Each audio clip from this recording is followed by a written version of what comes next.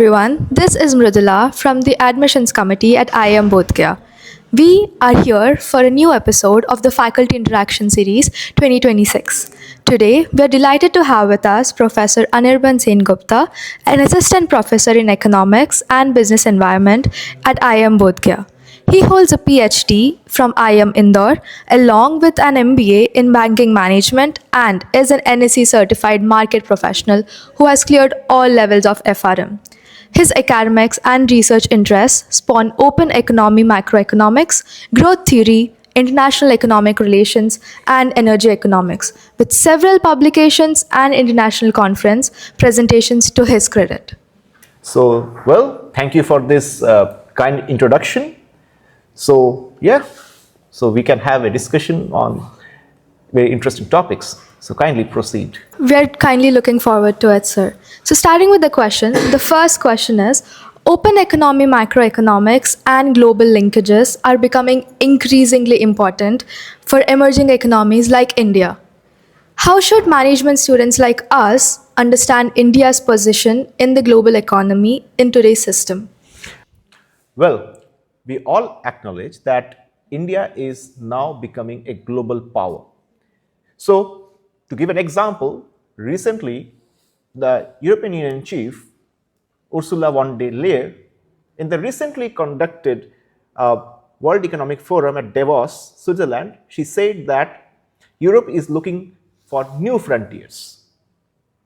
And what is the new frontier? Now, she mentioned only one country, and that is India. So, who has said? It's a European Union chief, and that's the biggest thing.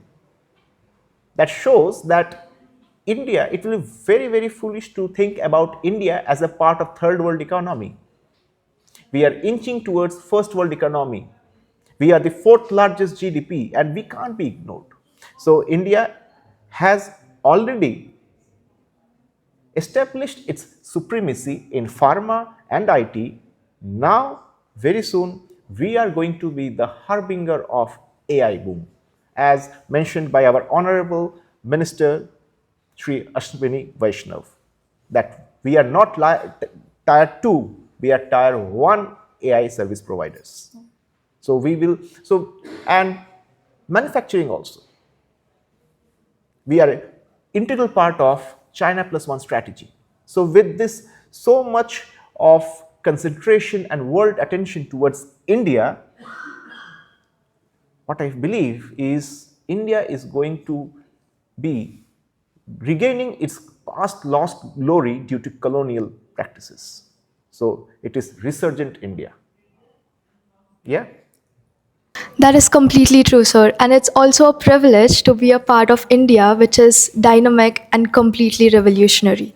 So moving on to the second question, with your background spanning academics, banking, financial markets, and risk management, how can students better bridge the gap between economic theory and real-world decision thinking? I believe you are from IPM? Yes, sir. Okay. So, have you studied physics? Till 12th. No, till 12th? Till 10th. Yes. So, what I can say is, can you study physics without mathematics? Not at all. Not at all? No. Same thing is with management. You can't study management without economics. It is just like we are trying to read Shakespeare without learning alphabets. Yes. Okay, so I believe that the subjects which you mentioned, that financial risk, financial stability, macroeconomics, these are highly interrelated. And not only that, macroeconomics gives a strong foundation to this. So, if I ask you that recently the government has introduced certain taxation on certain financial instruments, what happened? Immediately, the Sensex fell by 2%. Today, what happened? In the midnight, our Prime Minister, Shri Narendra Modi ji, announced a trade deal along with Donald Trump. What happened? The market bounced by 3%. So what are markets? So markets are basically your financial instruments. But how the pricing of financial instruments are based on? They are based on economic news. So this practical example shows that you can't ignore economics when we talk about financial management, financial markets, and financial stability. So just like physics and mathematics, it's like economics and finance. And to be more specific on that issue, this relationship between economics and management is not only related to the domain of finance, it is also related, it transcends the domain of finance. Even if you want to pursue your career in marketing, then you have to understand economics. Why? Because you have to understand the customer. You have to understand that what are the rational decisions, what are the reasons behind the rational decisions the customer takes. And this rationality is being taught in microeconomics. Similarly, if you want to study human resources, you need to focus on labor theory, wages. Without that, how will you decide a good HR policy?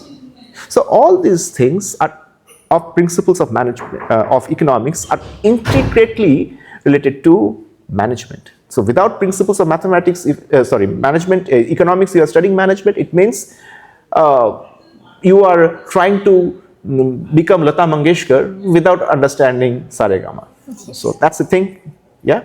That is completely valid, sir. Economics, we see that it's not just integrated in financial markets, but we get to see it in everyday scenario as well. Yes. Be it opportunity cost, be it deciding whether if we want to sleep off in the hostel or if we want to come Labor to is a class. leisure is a big thing. Yes. Leisure impacts productivity. We also get to see in law of marginal utility, law of Yes. diminishing marginal utility. Yes. So How will you decide your factory size? It will depend upon what you all know. You have studied in microeconomics. So, moving on to the third question, as someone deeply involved in growth theory and international economic relations, how do you see India's long term growth trajectory evolving over the next decade? Okay, so I hope recently you came across the IMF estimates of Indian GDP growth, which is 7.4 to 7.5%. And recently, the growth projections by Economic Survey of India is also pointing towards that. That means what? That India is growing at 7.5%, and that is the highest in the world.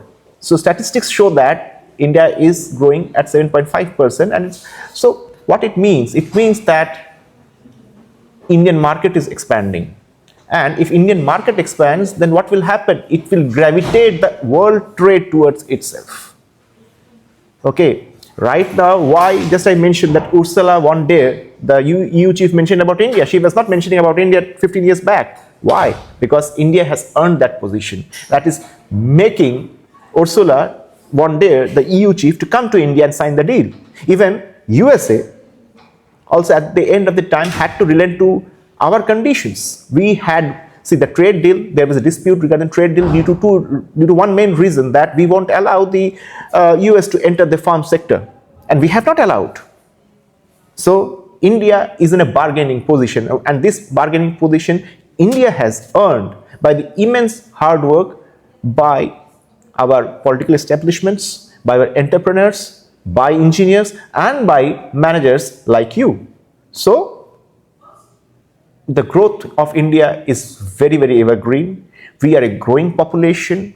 Only thing is that we need to keep loving our country, and we need to be honest to our country like our previous generations. So I feel we are blessed with all the natural resources. We have blessed with so diverse, energetic people, and it's only our responsibility is to carry this legacy forward. And we will gravitate at one point of time. I can think that by 2047, we will be it may not be exception, or it may not be absurd that we may be the biggest economy in the world, to say. Yeah. That is completely valid, sir. India doesn't just have power over its population, but also the power over the quality of employees we get. The quality of employees are held to a certain standard, and as you have said, we should keep loving our country. So, and we should also prevent brain dead from that. See, even it's our responsibility also as a teacher to build the country. We are not building the institution. I am not Yes. I am not teaching IIM Bodh Gaya. I am teaching India. So I can say you one thing about 10 years before we were defense importers. Now we are different defense exporters. People are lined up. European countries are lined up to buy our aviation, to buy our aircrafts. Greece, Armenia are too few to mention about. So that's what I feel, that India is already in a threshold where it will fly. It is just like a takeoff. So if you you regularly travel in flight, so it is just like a takeoff mode, that it is just leaving the airport and it will fly high and high in a long flight, not between Patna to Calcutta. It will from Calcutta to Los Angeles. That's Professor Anirban Sengupta. We really appreciate for his time and his valuable insights that he has provided for us. To more such content, please follow the admissions committee of IIM Bodh Gaya. Thank you.